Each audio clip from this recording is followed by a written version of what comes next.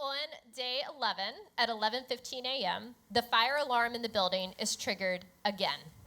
The fire department confirms there is no fire and state that these types of alarms are happening throughout the community. On day 11 at 1 p.m., the fire alarm is triggered again and readings are falsely showing an increase in temperature.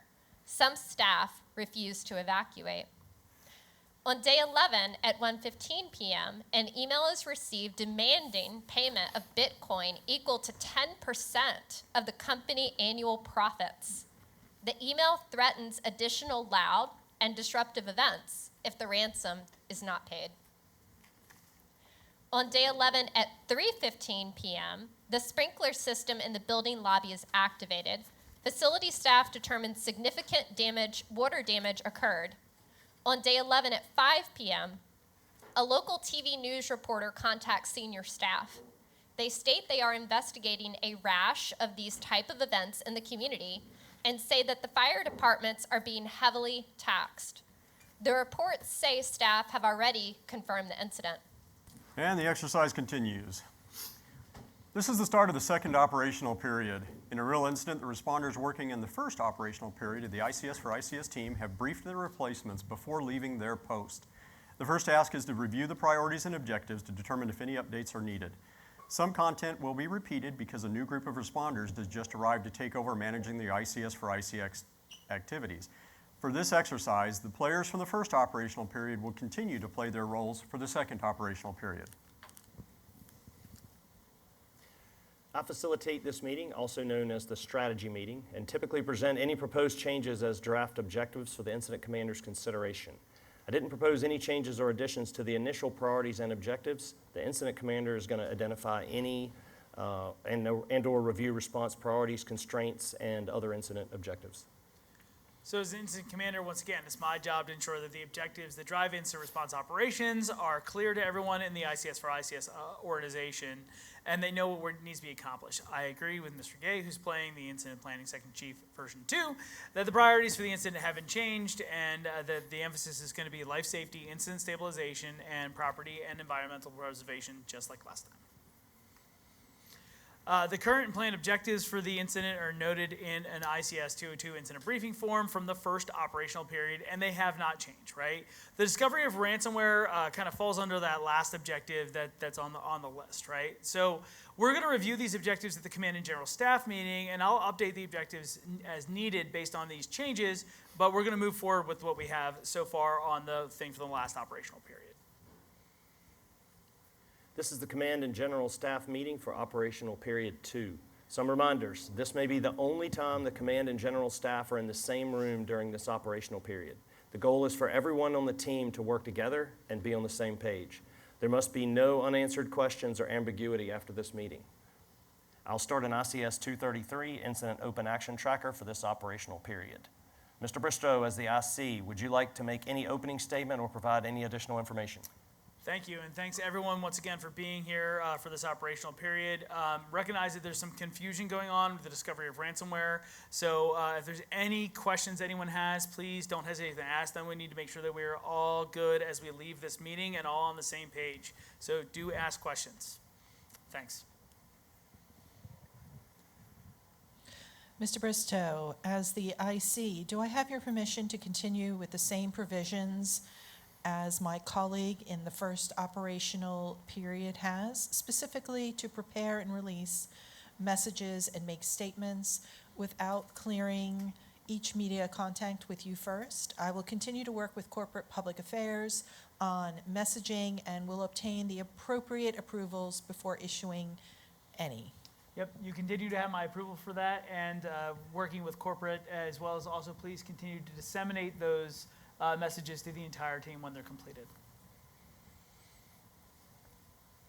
The meeting schedule from the first operational period works and does not need to be changed. It's prominently posted around the Incident Command post, so make sure you familiarize yourself with it. I'm updating the ICS 233 Incident Open Action Tracker from the first operational period. So in a real incident, the ICS for ICS org chart would be updated with the names of the people who just came in to relieve the people from the first incident operational period, right? So we're not doing that for the purpose that we don't want to switch everybody out. Maybe we should have gotten mustaches or something, I don't know. I got that. But for the purposes of this exercise, these same physical humans are going to be playing these roles again, just version 2 of themselves. Hard workers. My team has been working extremely hard the last hours with the vendor attempting to find alternatives to contain the malware, but has unfortunately not identified any viable alternatives. So we just received an email that demands ransomware payment in Bitcoin totaling 10% of company annual profits by close of business. The email threatens that failure to comply will result in a loud and very disruptive continuation of the day. Finance Admin Section Chief Mike, I'm submitting an ICS 213 resource request to add a malware expert to our team based on the recent malware payment requests. This external person will require a $50,000 retainer. Do you think we can cover this? Ms. Lambert, we can afford the retainer, but may only be able to keep this resource for 5 days, given our current budget.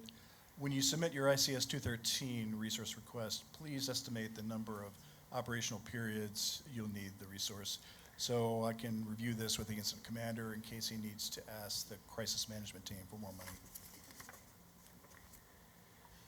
The ransomware decision process is defined before a cyber incident occurs and looks like this. Number 1, the incident commander meets with the crisis management team about the ransomware request. Legal counsel on the ICS for ICS team pre-meets with the chief legal counsel. Number 2, the chief legal counsel advises crisis management team on legal implications and reporting requirements. Number 3, the incident commander asks the operations section chief to advise the crisis management team on the current and likely future efforts to contain the malware and or restore systems. And number 4, the crisis management team decides if the company will pay the ransomware. If the ransomware request is to be paid, the company CFO will work with the admin finance section chief. If no payment is to be made, the ICS for ICS team will continue to contain malware or restore systems. A local television news reporter contacts our media relations staff seeking to investigate a rash of computer errors that have occurred in the community that have resulted in the fire department being taxed beyond its limits. The reporter claims several staff from the company have confirmed the building we are working in has been affected and asks if you have any comment. Mr. Briscoe, I would like your approval to develop a draft media message that I can work with Ms. Lambert to obtain facts that can be included in the media message. I will review with you and the team before obtaining corporate public affairs approval of the media message.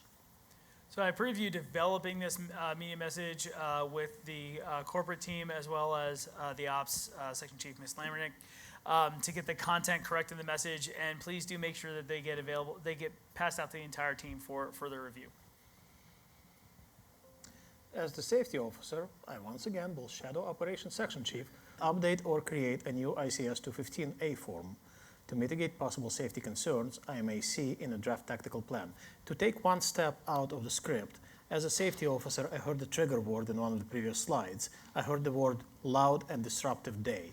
As a safety officer, when I hear loud or else, I'm going to probably request law enforcement to come in and sweep the building for any possible IEDs. That's just me, out of the script. Back to the script. Makes a lot of sense.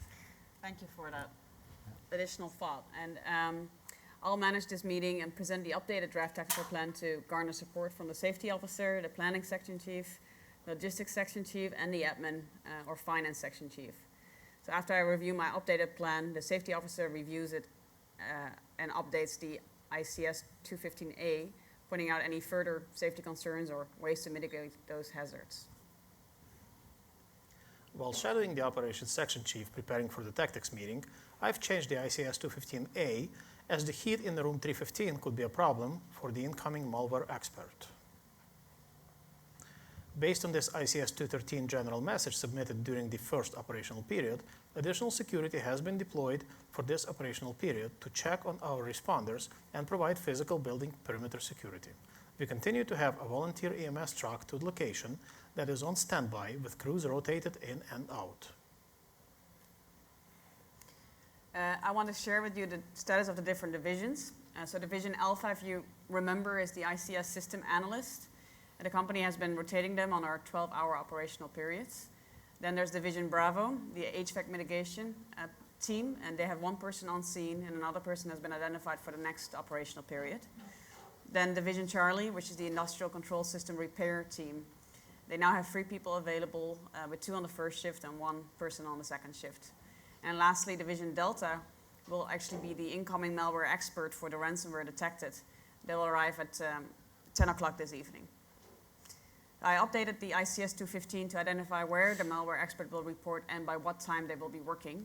I will submit an ICS 213 resource request for the additional resources, aka the malware expert. So Mr. Gay, as the planning section chief, do you support the draft tactical plan? I'll support the draft tactical plan. And Mr. Cheney, as the financial admin section chief, do you support the draft tactical plan? I support the draft technical plan. And Mr. Kosh, as the safety officer, do you support the draft tactical plan? I do support the draft tactical plan.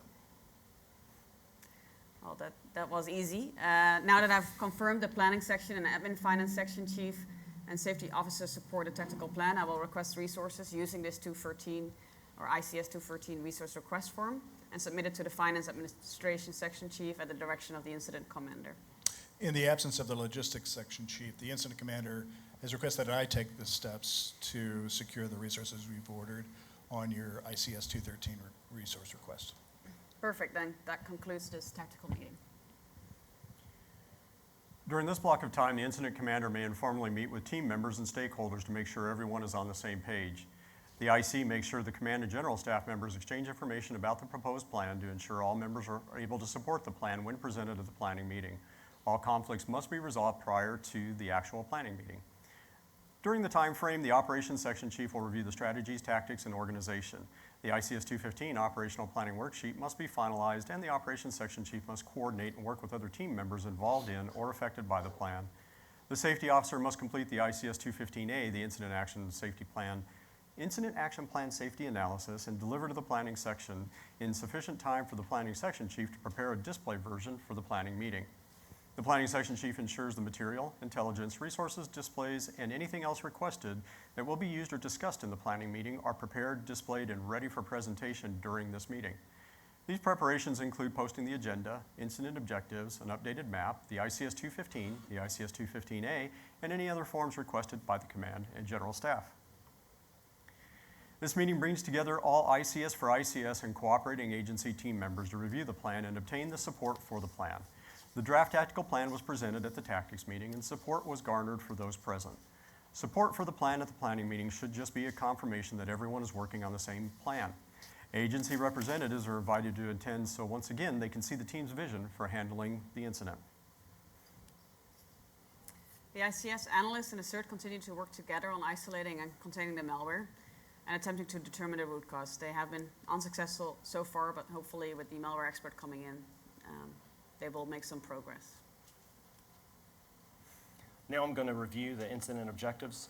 Ensure the safety of building occupants, ensure the safety of response personnel, maintain proper relationships with the press and media and provide necessary updates, maintain proper relationships with the stakeholders, and ensure adequate timely updates and proper addressing of the stakeholders' interests. If you don't, they'll call you anyway. Determine incident mitigation and eradication course of actions, and finally address the ransomware that was recently discovered. I can confirm those are the objectives. Based on the ICS 215 operational planning worksheet, we still need the malware expert. As the safety officer, I reviewed the hazards or risks and provided some mitigations on ICS 215 alpha form. We will require all staff to work in pairs and have security staff visit every 15 minutes. We have brought a volunteer EMS truck to the location that is on standby. Again. As the Finance Administrative Section Chief, I have prepared a budget for the upcoming operational period based on the submitted ICS 213 resource requests, and we are still well within our fiscal constraints.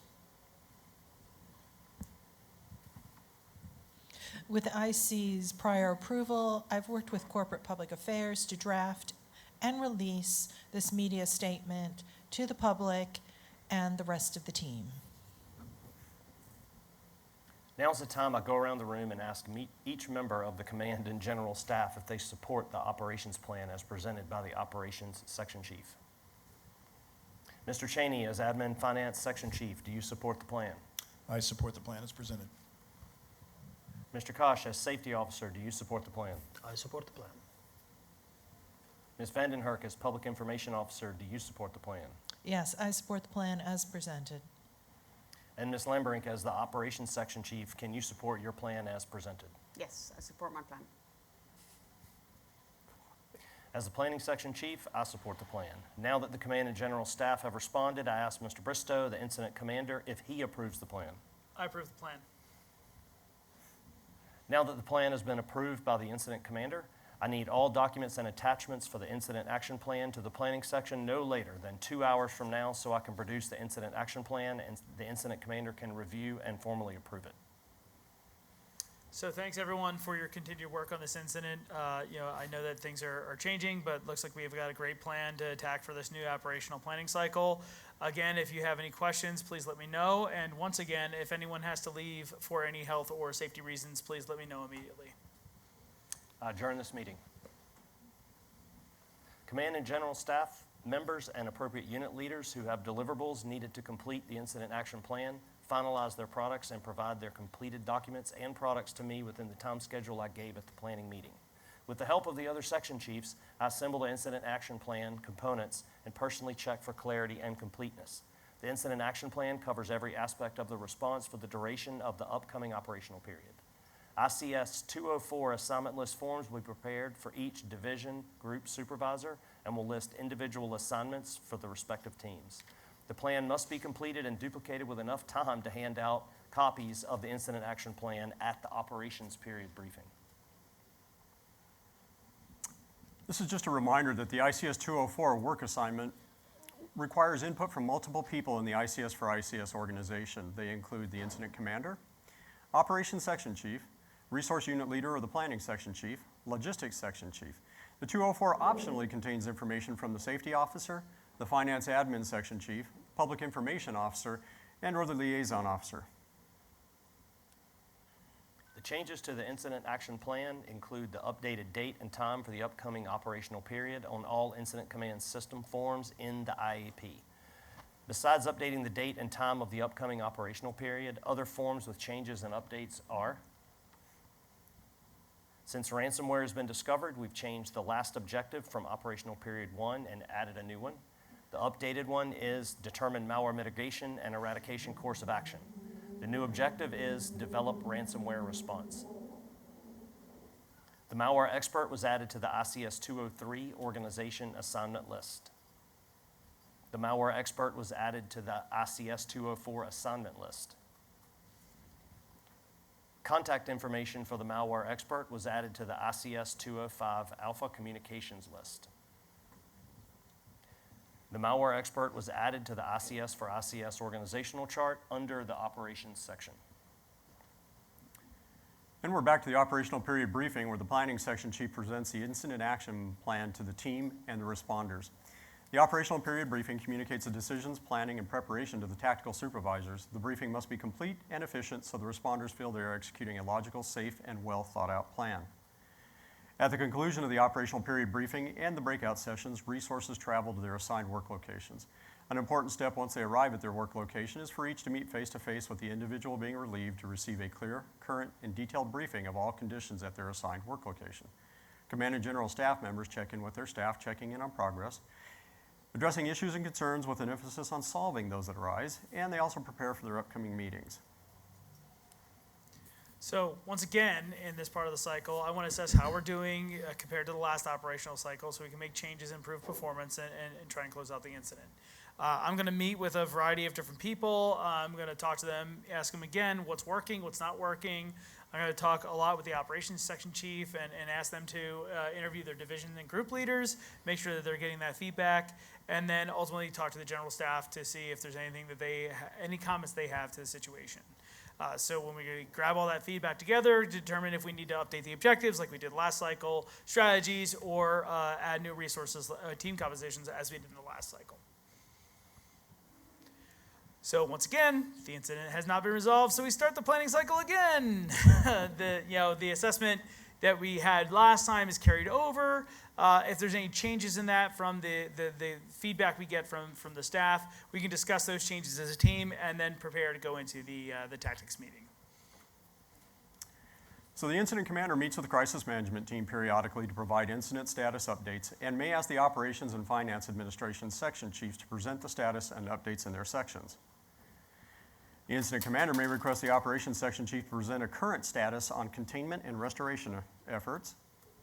The finance administration section chief may be asked to provide a financial status or update on response finances and budget. And after the presentations by the operations and finance administration section chiefs, the incident commander mentions the new legislation that may have ramifications on the current situation and seeks confirmation from the crisis management team about the current plan and/or additional direction from the CMT. This exercise has provided you a glimpse into how a cyber response might be when utilizing the incident command system. We've tried to condense about 18 hours or more into the preceding 90 minutes. By doing so, there are lots of little things we've left out. You've likely noticed some redundancy, and that was intentional. The planning cycle, or planning P, is completed once for every operational period, so it's rinse and repeat. Implementing the incident command system into a response requires practice. Don't wait for the proverbial cyber hurricane to hit before you try using the incident command system for the first time. Use it for the annual company picnic, for Mary's retirement party, and for a tabletop exercise of a hypothetical cyber incident. In real life, an incident management team who has spent some time training and practicing will run an incident smoothly, just like clockwork. Their meetings will be smooth, and they won't take as long as we have here. There are free FEMA courses online. If you do a search, FEMA EMI for Emergency Management Institute, you'll see a list of them there. The primary ones, ICS 100, 200, 700, 800, are all free. They're all computer-based, self-paced. There are other ones that are available that you can access your city, your county, or your state emergency management group, and they will help you find classes and partners. The first few times you implement the incident command system, things will be bumpy, which is why practice is essential. Again, contact your local emergency management folks and ask to be invited to an exercise or an event that an incident management team is running. Usually the liaison officer or PIO will be your guide in and around the incident command post. Take note of the collaboration and teamwork. Check out the forms and documents posted on the walls. Ask to be invited to meetings to see how they are run. Afterwards, take what you've learned and implement those into an exercise with your team. After the first practice exercise or two, you and your team will see marked improvement, and pretty soon things will run like a well-oiled machine.